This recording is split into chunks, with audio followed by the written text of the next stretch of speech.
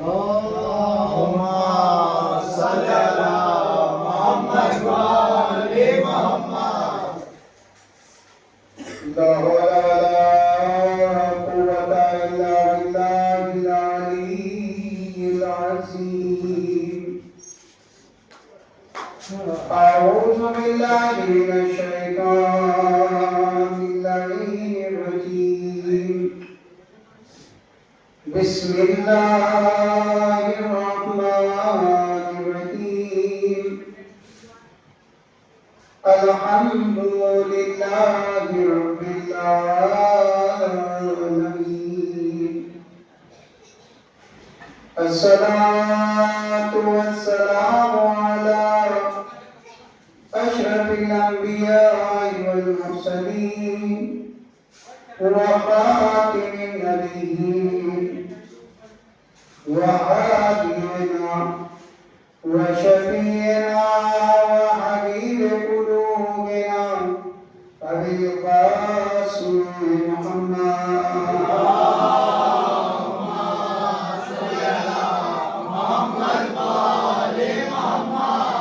وآله الطيبين الطاهرين المعصومين المظلومين المنتقمين ولعنة الله على أعدائهم أجمعين من يومنا هذا إلى قيام يوم الدين. أما بعد فقد قال الإمام الحسين عليه السلام مثلي لا يرى مثله. صلوات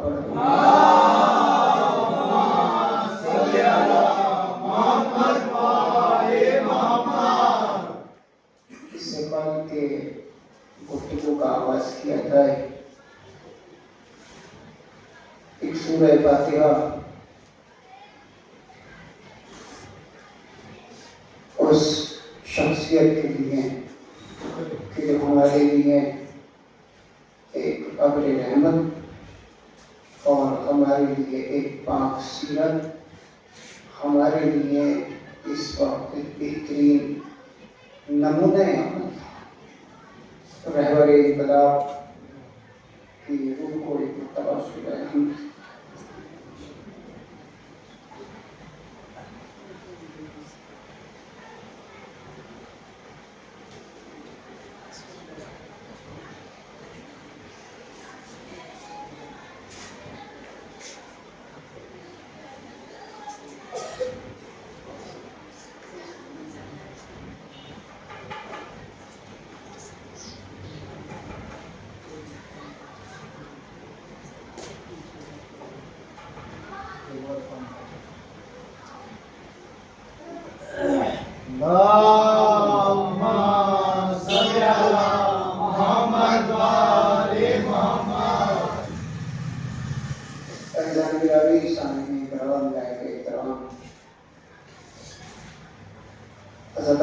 सरकारी सैयद शोधा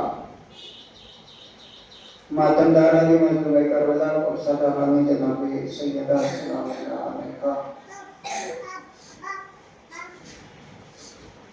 इससे कब के मैं अपनी गुफ्तगू का आगाज करूँ आपके अज़हान अज़हर में ये बात कहना मुनासिब समझूंगा कि मैं ज़्यादा तुलानी वक्त नहीं दूंगा, क्योंकि ये अय्याम यकीनन इंसान इसमें रोजेदार है और ये वक्त वाकई गुलूकी का होता है।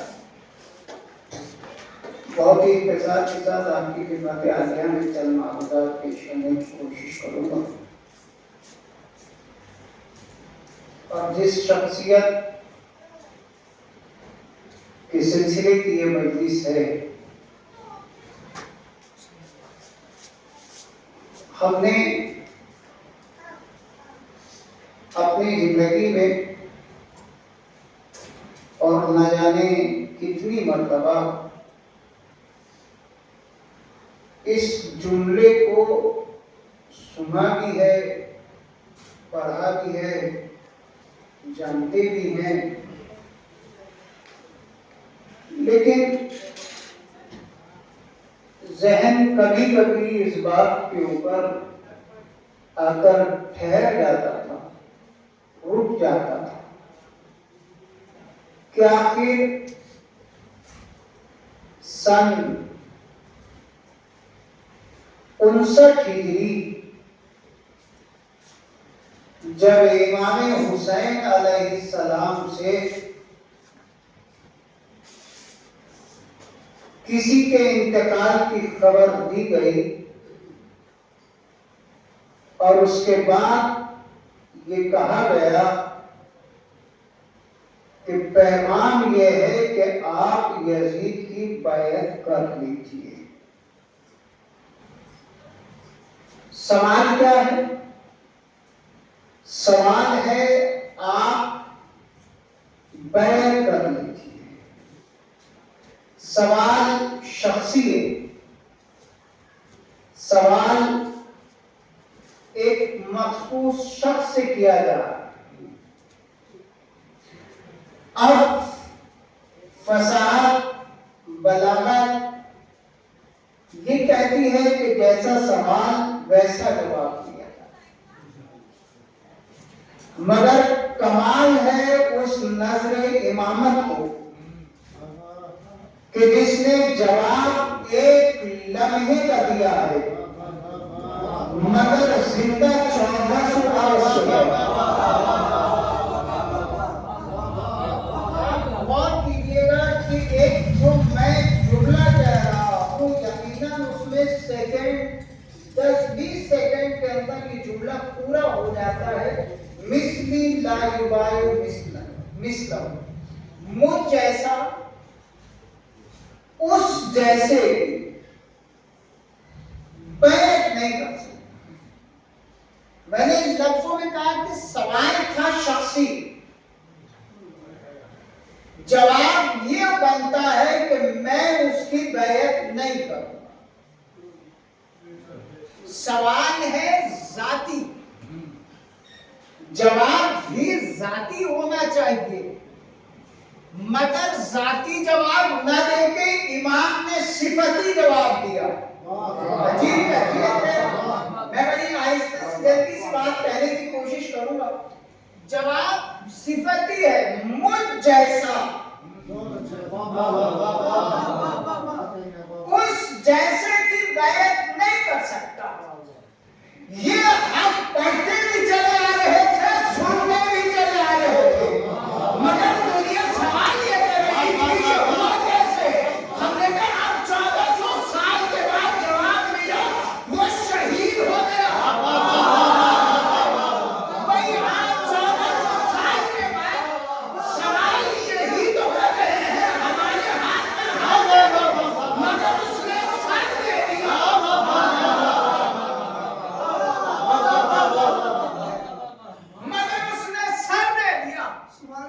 शहीद हो गया, जामे शहादत भी लिया, मगर जालिम की बैअत नहीं की। भाई आज तो इमाम का जवाब समझ में आया ना, मुझ जैसा। इसका मतलब ये है कि जात मर जाती है, सिफात नहीं होती।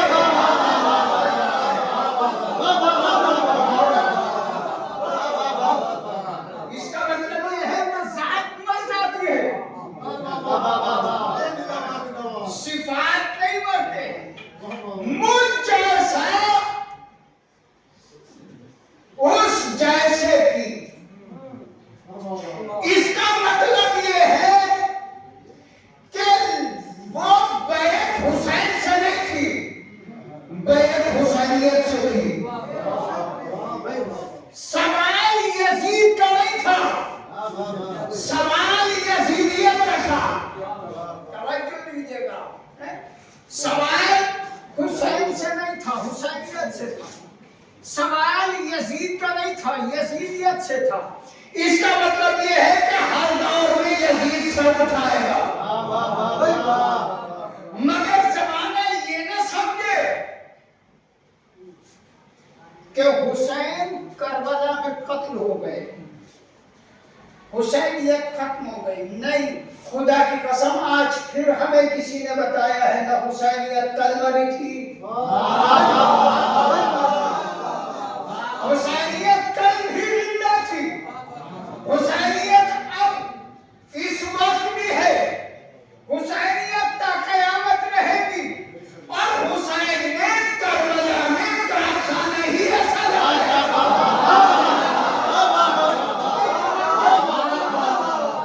और फिर तवज्जो, इमाम ने करबला में एक कारखाना ऐसा लगाया था जिसमें जाता तो इंसान था मगर आका अलैहिस्सलाम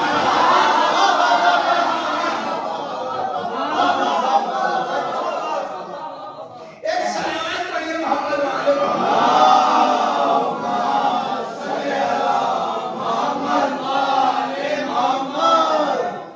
हुसैन ने करबला में एक ऐसा कारखाना लगाया था जहां जाता तो इंसान था मगर आका अलैहिस्सलाम था। जब भी जो भी जहां पर भी सर उठाएगा उसे हुसैनियत हमेशा दबा के रखेगी। दुनिया हमें डरा रही है कि साहब वो मौत आ गई।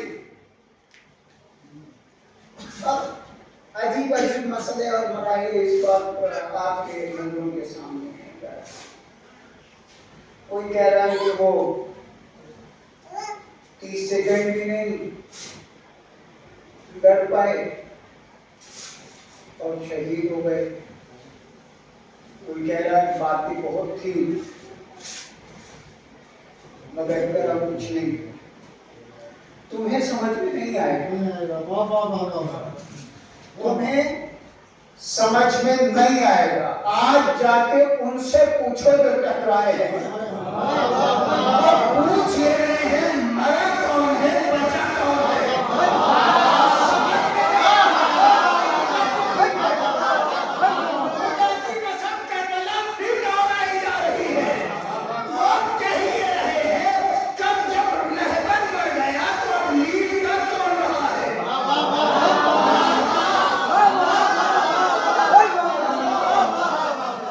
वो पूछ ये रहे हैं कि जब वो मर गया तो अब लीड कर कौन रहा था। करबला में भी तो यही हुआ था। शिविर गर्दन काटना समझ ये रहा था, काटा मैंने है, बोल कौन रहा।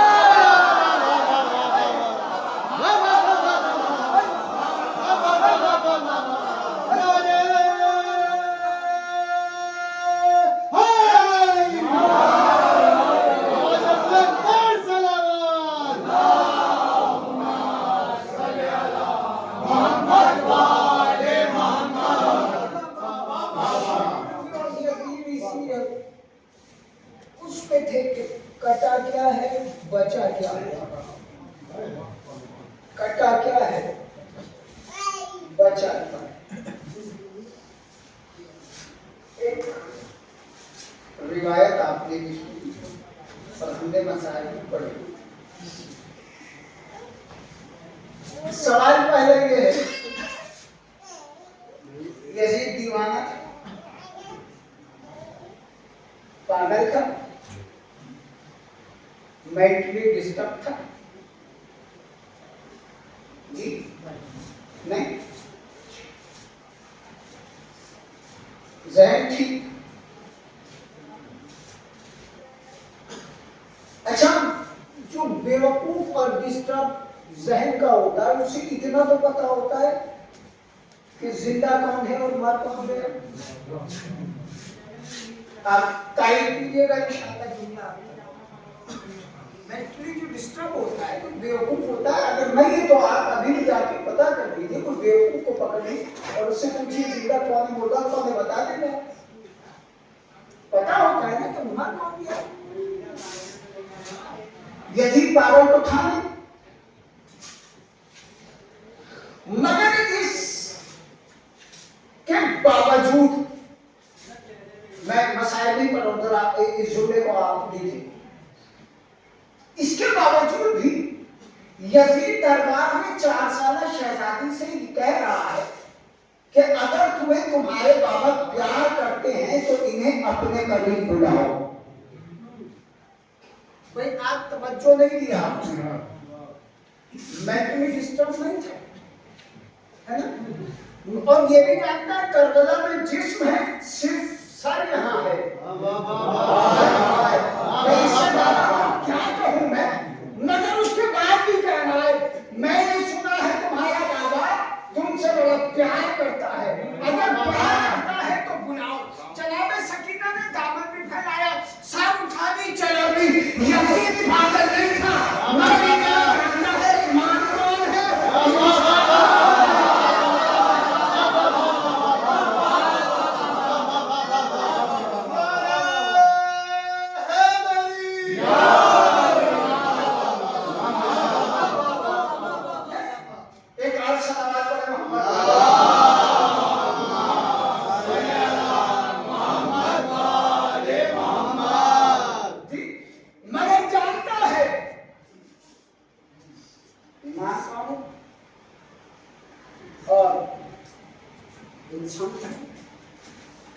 दुनिया अभी कश्मकश में,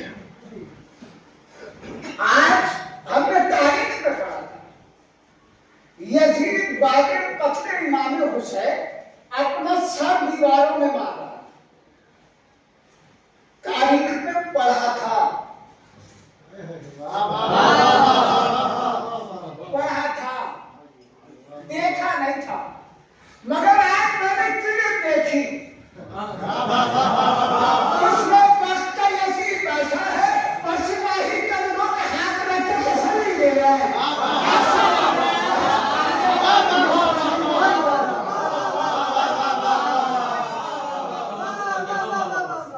अभी पावर समझे नहीं, अभी तुमने रहबरियत जानी नहीं। अगर तुम में इतनी मिसाल होती तो तुम रहबरियत को पहचानते। असल में जमाने को, अब बात बिल्कुल कॉमन कही जाएगी, जमाने ने असल में कुरान को नहीं समझा। कुरान अगर समझ में आ गया होता तो आज ये खल्फी शादियां न हो। और मैंने कभी कभी एक बात कही थी, अगर किसी को ये जानना है कि ईमान की अहमियत कौम में क्या है तो वो पहले तशय्युओ में आ जाए। उन्हें सिर्फ हमारे साथ एक वक्त की नमाज पढ़नी है और वो नमाज पढ़ेंगे, उन्हें समझ में आ जाएगा कि इमाम की अहमियत क्या है और बेईमान की अहमियत क्या है। जितना मिसाल है, किबला भी जाते रहते हैं, हम भी जाते रहते हैं, मुसाफिर होते हैं, और जब कभी मुसाफिरत पे जाते हैं तो अल्हम्दुलिल्लाह आप जानते हैं मजाली से चेलो सुबह में होती है ना। और अब अल्हम्दुलिल्लाह खुदा का शुक्र है, अब कहीं में भी चले जाइएगा तो जाने मजलिस से पहले ये कह दिया जाता है मौलाना 12:30 बजे अज़ान है और उसके बाद फौरन नमाज होगी, 12:30 बजे तक नमाज को तमाम कर देंगे। ये अच्छा, एक बहुत बेहतर निज़ाम है। हम गए यहाँ से, तकरीबन हमारी नमाज पसंद थी, हमने मजलिस पढ़ी, मजलिस पढ़ के फौरन 12:30 अजान हुई, हम मस्जिद पहुंचे, मस्जिद में देखा तो हमने वहां पर कोई पेश नमाज नहीं था।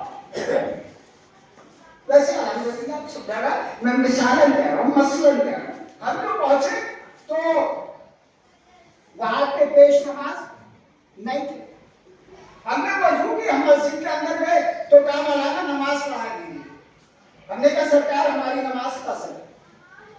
कहा कोई बात नहीं, आप नमाज पढ़ें, इमाम समझिएगा और पास पहुंच जाए तो दुआओं से नमाज कीजिए।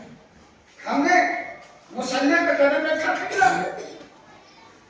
हमने पहले बता दिया कि हम मुसाफिर हैं, हमारी नमाज फर्ज है, बाकी की पूरी अकामत हुई, नियत का वक्त आया, हमने कहा अल्लाह अकबर।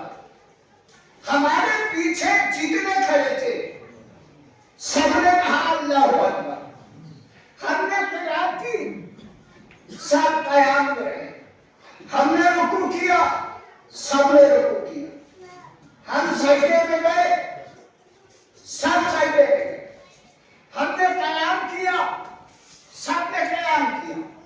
हमने दूसरी रकअत के बाद तशहुद पढ़ा, तशहुद के बाद जैसे ही सलाम पढ़ा और सलाम तशहुद के बाद जो ठहरने थे तो मसला है, उस मसले के मुताबिक जो जब था खड़ा हुआ, जिसे हमने बुलाया था कि हम तुझे ईमान की अहमियत बताएं, उसने हमसे एक सवाल किया, मौलाना जब आप खड़े हुए, आपने नियत की, सबने नियत की, आपने बिरात की, सबने बिरात की, आपने रुकू किया, सबने रुकू किया, आपने सजदा किया, सबने सजदा किया, मगर दूसरी रकअत के बाद आपने सलाम की भेड़ा, उसके बाद हमने जमात में देखा, जब तक आपके साथ थे सब साथ थे, मगर उसके बाद कोई रुकू में था, कोई क़याम में, कोई सजदे में था, कोई रुकू में। एकदम हलफुशारी कैसे आई? हमने तो बात नहीं समझे, जब तक ईमान था तब तक साथ थे।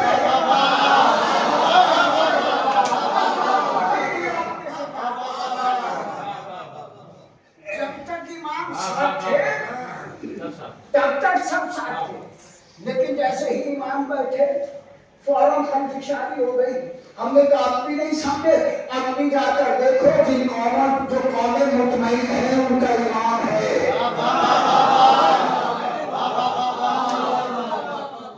उनका इमाम है।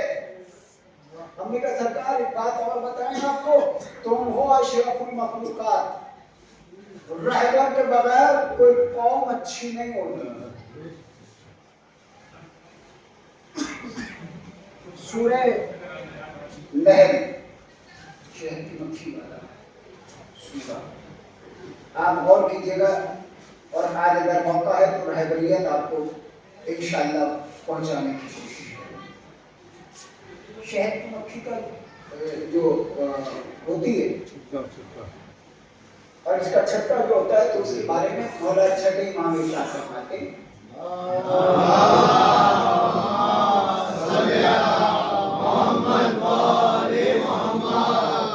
5500 या 5600 इसमें घर होते हैं, 100 या 1000 जैसा, और इनका घर जो होता है वो कागजी बना हुआ है, और एक शहद की मक्खी एक दिन में 540 गुलों का बैठती है। कितने? 540 गुल। और जब ये जाती है तो ये गुलों पर बैठती है, फूलों पर बैठती है। वहां से एक कतरा अपने बहन में लेकर आती, और जब ये आती है तो इनके दरवाजे पर एक इमाम बैठा है। इमाम की अहमियत समझिएगा, विकास समझिएगा, रहबरियत समझिएगा। ये जब आती है तो वो इसका दहन सुनता, अगर गुलों पर बैठकर आई है तो इसे अंदर जाने देगी, और अगर ये गुलों पर नहीं बैठकर आई है तो ये उसे पर मारकर 2 हिस्सों में तकसीम कर देगी। नाम है इसका यासून, नाम है इसका यासून। अगर ये अपने बहन में शहद लाई है तो अंदर जाने देगी, गुलों पर बैठकर आई है तो अंदर जाने देगी, और अगर गुलों पर नहीं बैठकर आई है तो ये उसे अंदर जाने। मैं इसके आगे दस्ते अगर दो और जोड़ के कहूं, ऐ यासून, ये आखिर अपने दहन में कहीं कितना लाई होगी, इसे जाने में। इतने से दहन में जो लाई है इसे जाने में, इसे क्यों? कान लगे, अपनी बात सुनो, बात यह है कि अल्लाह ने हम पर इतना भरोसा किया कि कुरान में हमारे लिए कहा कि ये शहद लोगों के लिए शिफा है, वह शिफाउन लिन्नास, ये लोगों के लिए शिफा है। ये एक कतरा लेकर आई है, अगर ये अंदर ले जाए और कोई इंसान ये खा के मर जाए तो हमारा माशरा बदनाम हो जाएगा। तवज्जो और फिर तवज्जो। और मैं जानता हूं दाद कहाँ मिलती है और कहाँ नहीं मिलती है, अक्सरियत खामोश रह जाएगी, इसे जाने दे। अगर कोई खा के मर गया तो हमारा माशरा बदनाम हो जाएगा। सुनो, हम हकीर फकीर शराबत तफसीर जरूर है, मगर अपने माशरे में कभी जहर नहीं होते।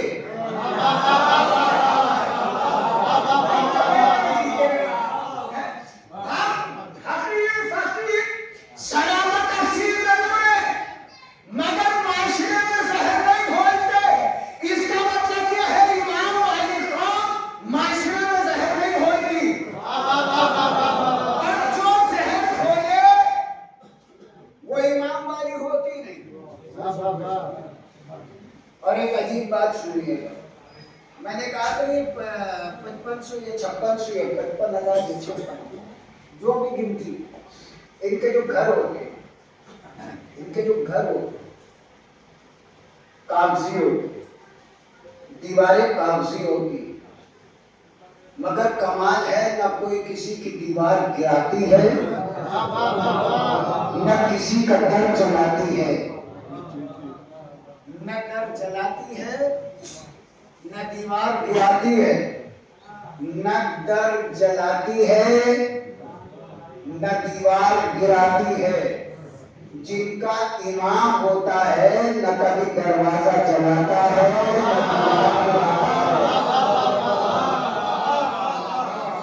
एक सलावत पढ़िए मोहम्मद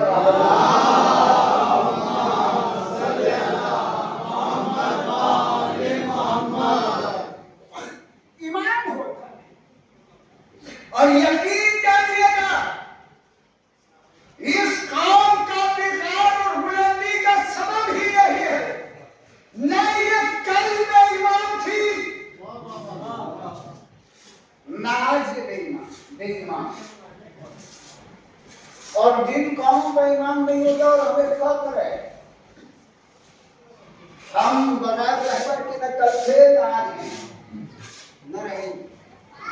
और खुदा का शुक्र है अभी आप इस वक्त और ज्यादा बेहतर समझ सकते हैं।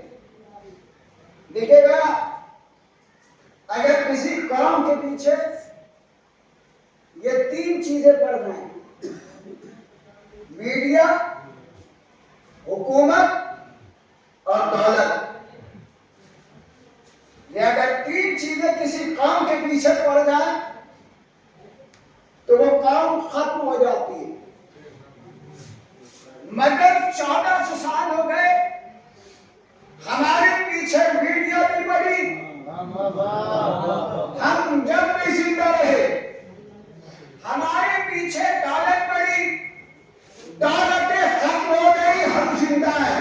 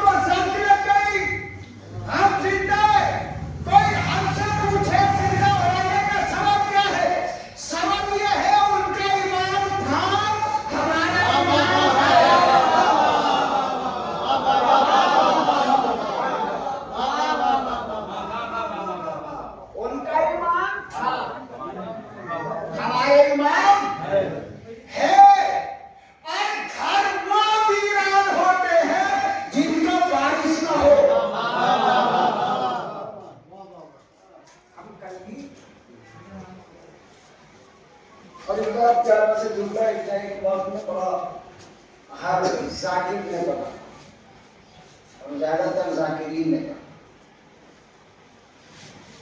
2012 में लोग शोर मचा रहे थे, कयामत आने वाली है, कयामत आने वाली है। दुनिया की कौमों की पूरे बिस्तरे समेट लिए, मगर वाहिद कौम ऐसी थी कि जिसका फर्श अदा जैसे 11 में बिछा वैसे 12, जैसा 12 में वैसा 13, और आज 2025 में भी वैसे ही बिछा जैसे बिछता चला। जो घबराई हुई कौमें थी, उधर का 55 का आदमी इधर के 55 से पूछ रहा था कि तुम्हारे इत्मीनान की वजह क्या है। उधर 55 का घबराया था, इधर 55 मुतमईन था। उधर 55 का घबराया था, इधर 55 मुतमईन था। उधर के 55 ने इधर के 55 से पूछा कि तुम्हारे इत्मीनान का सबब क्या है। तो इधर के 55 ने उधर के 55 को जवाब दिया, सुनो, हमारी अम्मा ने आगोश में एक बात पढ़ाई है, बात पढ़ाई है, पहले इमामत है,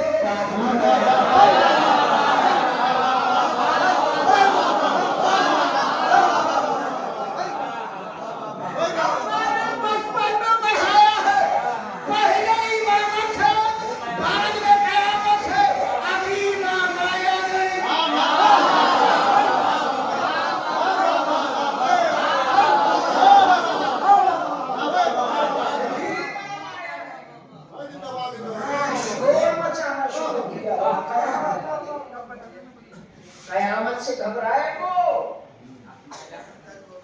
और हम घबराए भी इसलिए नहीं, हमें इत्मीनान भी इसलिए है कि हमने कुरान पढ़ा है, यौम नदू कुल्लु उनासिन बिइमामी। हम हर उम्मत को उसके इमाम के साथ निदा देंगे। घबराए वो जिसका ईमान ना हो। यौम नदू कुल्लु उनासिन बिइमामी, हम हर उम्मत को उसके इमाम के साथ निदा देंगे। और हमने कुरान न कल छोड़ा था, न नबी का दामन छोड़ा, न नबी का दामन छोड़ा, न कुरान का दामन छोड़ा। वो शोर मचाने वाले हम नहीं हैं कि हमें कुरान काफी है। हमने हमेशा दामन पकड़ के रखा है, हमने कुरान भी माना है, हमने हदीस भी मानी है। मम माता वलम यअरिफ इमाम ज़माने ही माता मीततन जाहिलिया, जो जिसने अपने ज़माने के इमाम को नहीं पहचाना मर गया, गोया वो जिहालत में मरा। कुरान कह रहा है यौम नदू कुल्लु उनासिन बिइमामिही, हम हर उम्मत को उसके इमाम के साथ निदा देंगे। इसका मतलब यह है कि इमाम हर दौर में होता है। और तमाम परवरदिगार ये है, हादी हिदायत देने का मुंतज़िर रहता है। बड़ा अजीब बात है। परवरदिगार ने पहले हादी भेजा, बाद में हिदायत देने वाला। हादी पहले आया, हिदायत पाने वाले बाद में आए। ये नूर न जाने कब खल्क किया, उनका नूर पहले था, बाद में आदम को खल्क किया। हिदायत देने वाले पहले आए। इसका मतलब ये है कि अल्लाह की नजर में भी रहबरियत मुकाम रखती है। अब ये तुम्हारा इख्तियार है, रहबर अच्छा बनाओ,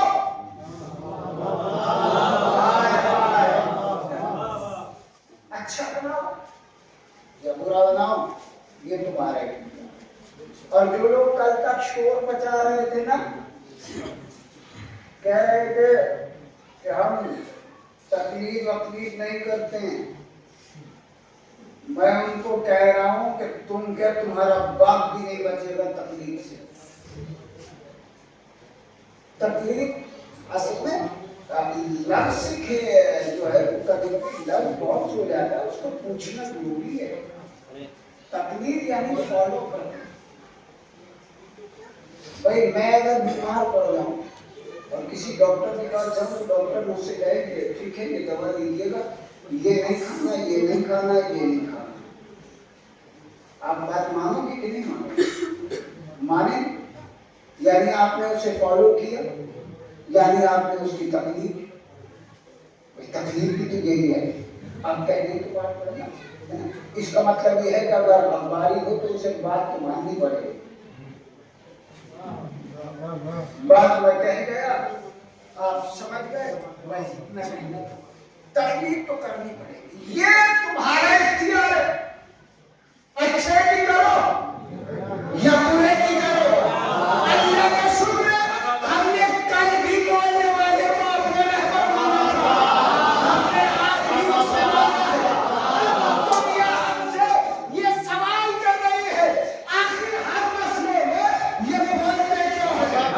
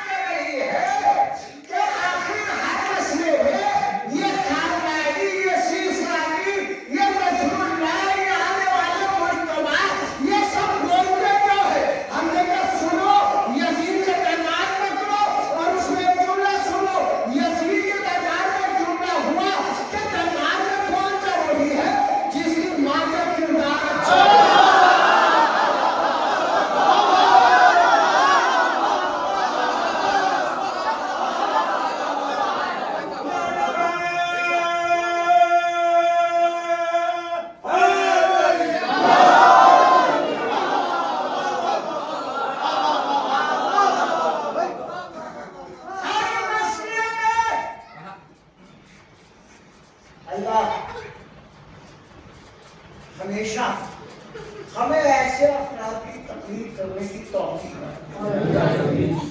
ये हर मसले में बोलते क्यों है? हमने कहा सुनो, हमने तुम्हें अभी बताया है कि शहद की मक्खी जब बैठेगी तहारे पे बैठेगी, मगर इन मक्खियों में एक मक्खी और भी एक औरत के पास है, ये जब बैठेगी गलासत पे बैठेगी, वो जब बैठेगी तहारत पे बैठेगी। दो पर दो आंखें, पैर इनके भी है, पैर उनके भी है, मगर बड़ा फर्क है। ये जब बैठेगी गलासत पे, वो जब बैठेगी तहारत पे। इसका मतलब ये है कि जो इमाम वाली कौम है हमेशा तहारत पसंद होती है।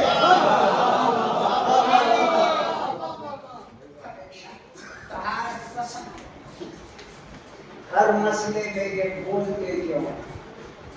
हर मामले में बोलते क्यों है? जमाना आज देख रहा है, दुनिया में इस्लाम, मुसलमान और ईमान ये जब बताया और आज जब देखा तो इन 56-57 में फकत एक ही निकला जो इस्लाम का परचम लेकर कल भी खड़ा था, आज भी खड़ा है।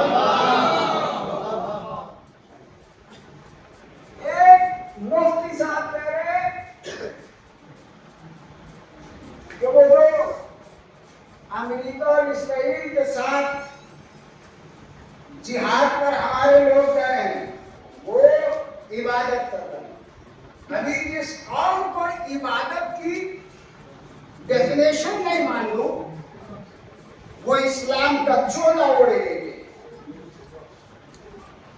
पहले समझो इस्लाम कहता क्या है। इस्लाम कल ये कहता था नफुल करो नफुल सहो, और इस्लाम बस आखिरी बात और आपकी माइटी से रहमत तमाम। इस्लाम समझना है तो यूं समझो, वमा खलक़ुल जिन्ना वल इंसा इल्ला लियअबुदून। हम जिंदगी इसको पैदा नहीं करते मगर ये कि वो हमारी इबादत के लिए बनाया, इबादत के लिए है, मगर बुलाया फकत 5 वक्त है, 5-5, 7-7 मिनट के लिए, ज्यादा देर के लिए नहीं बुलाया। बनाया इसलिए है मगर बुलाया 5 वक्त है और बड़े मुख्तसर वक्त। मगर उसे समझाना था इस्लाम कहते किसी, इबादत के लिए बनाया। इबादत के लिए पहली शर्त है कि जब तुम जाओ इबादत के लिए तो पाक और साफ हो। अगर तुम पाक और साफ हो तो फिर वजू करो। इस्लाम समझना है तो यूं समझना, इस्लाम कहते किसे हैं? इस्लाम कहता है कि अगर तुम वजू कर रहे हो, वजू करने जा रहे हो और तुम्हारे पास फकत इतना पानी है कि वजू कर सकते हो, सिर्फ वजू कर सकते हो, लेकिन ऐसे मौके पे तुम्हें दिखाई दे कि एक जानवर है जो प्यास की शिद्दत से मर रहा है, इस्लाम कहता है ये वजू का पानी वजू में इस्तेमाल न करो, उसकी जान बचाओ। हाँ, अगर इससे ज्यादा आसान इस्लाम की डेफिनेशन समझा नहीं सकते। इस्लाम कह रहा है आप यहाँ पे तयम्मुम करो, उसकी जान बचाओ। जो इस्लाम मरते हुए जानवर को नहीं देख सकता,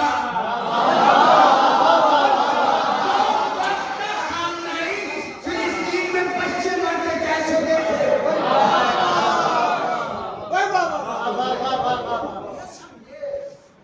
जो प्यास की शिद्दत से जानवर को मरते हुए नहीं देखे, और इंसानों को कत्ल कैसे? इस्लाम अभी समझा नहीं, अभी तुमने रहबर को समझा नहीं, अभी तुमने रहबरियत समझी नहीं। अगर तुम्हारे समझ में रहबरियत आ जाती तो सन 60 हिजरी के बाद कोई यजीद दुनिया में पैदा ही ना होता। अगर रहबरियत समझ में आ जाती तो सन 60 के बाद कोई यजीद पैदा नहीं होता। क्यों? इसलिए कि जब इमाम हुसैन ने चराग बुझा के कहा जिसे जाना है जाओ, मगर कोई गया नहीं। अगर तुम्हें रहबरियत समझनी है तो करबला समझो। 7 साल का शहजादे से सवाल कर रहे हैं आका, लाल तुम्हारे नजदीक मौत कैसी है? आका शहर से ज्यादा हर फर्द ये सोच रहा है सुबह पहले जाऊं पर मैं। हमने जो आज तक नारा लगाया है, हमारी 10 गाह का नाम है करबला। हम मौत से कभी पीछे नहीं, और हमने अभी चंद रोज पहले वाकया जो हमारे दिलों पर गुजरा, उसे हम तुमसे हम इसलिए नहीं रो रहे कि वो मारे गए, वो शहीद हो गए। हमारा दिल सिर्फ इसलिए तड़प रहा है कि हमारा रहबरियत, हमारी जो रहबर था उसे आपने शहीद किया, बेजुर्म शहीद। कल वहां चला मुझे जिसे जाना है जाओ, मगर गया कोई। हमने यहाँ पे भी सुना है, कहा है आगा हमला होने वाला है चलो, मगर आपने जवाब दिया नहीं। तुमने अभी समझा ही। जहां हमने सुना था कि करबला में सबको मालूम था कि मौत आई, मगर कदम पीछे नहीं हटे। आज हमने फिर देखा है, सैयद अली खामनाई ने कहा मुझे शहादत मंजूर है, मगर है हाथ में नफ्सिल्ला, जिल्लत की जिंदगी से इज्जत की मौत बेहतर है। कहीं कोई तारीख का फर्क या देखे कि मौत से भाग गए।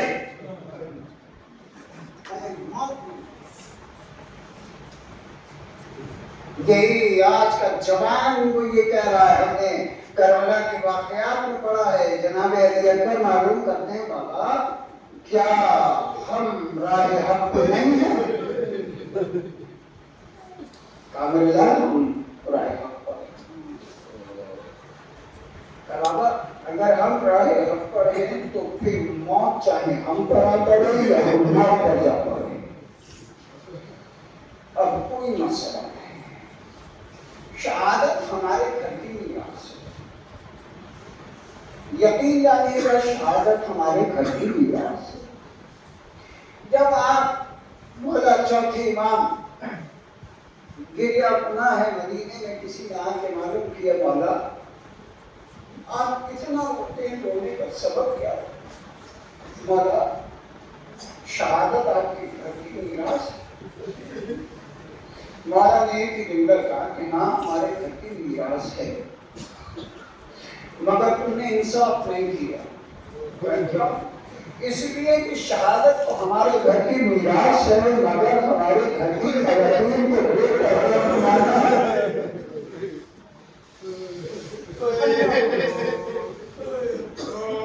ये हमारे घर की मीरास है। हम कैसे समझाएं करबला है? हमने नन्हे नन्हे बच्चों को जामे शहादत पीते हुए देखा है, मगर अल्लाह करे कोई ऐसे शहीद न हो जैसे सलीना शहीद।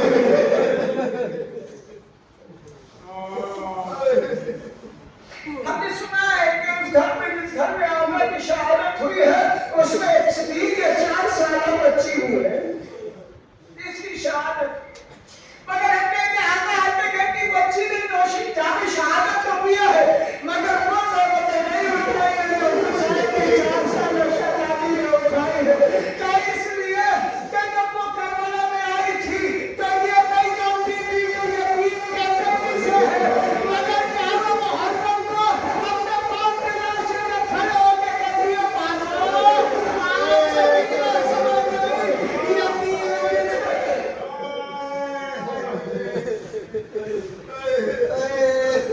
अल्लाहू अकबर, अल्लाहू अकबर। हमें आपकी बच्ची को कभी नहीं बनाया, मगर हमारे 4 साल शहजादी जो 11 मुहर्रम को खाली बना के लेके गए, कैफियत क्या है? बेकदामा ऊँटों पर रस्सियों से बांधा गया, रस्सियों को दबाया गया, जब मसाला का घुस देते हुए पूरा रास्ता कहीं ताजिया में, कहीं रूह, कहीं तमाचे खाती हुई शाम तक गई है ना, और शाम के दिन की शहादत हुई है, तो मसाला ने आके यही तो सवाल किया, ए शहजादी ये तो ना बताओ क्या ये बच्ची बीमार है? अल्लाह क्या ये बच्ची बीमार है?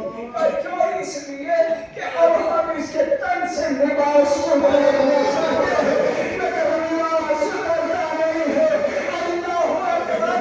उस शहजादी को न जाने कैसे हुस्न दिया गया, कैसे दफनाया गया, मगर हाय अल्लाह, आपकी बच्ची आपके जनाजे में लोग होंगे, मगर वो जनाजे ऐसे हैं जो तारीखी में निकले हैं, मगर अजीब कैफियत से एक दादी का जनाजा है, एक पोती का जनाजा है, जो अल्लाह ने उठाया है। अल्लाहू अकबर। जिंदान में सजदे सजदा में उठाया, उनका जनाजा के करीब लेके गए, 2 हाथ मुराद हुए, आवाज आई, ए मेरे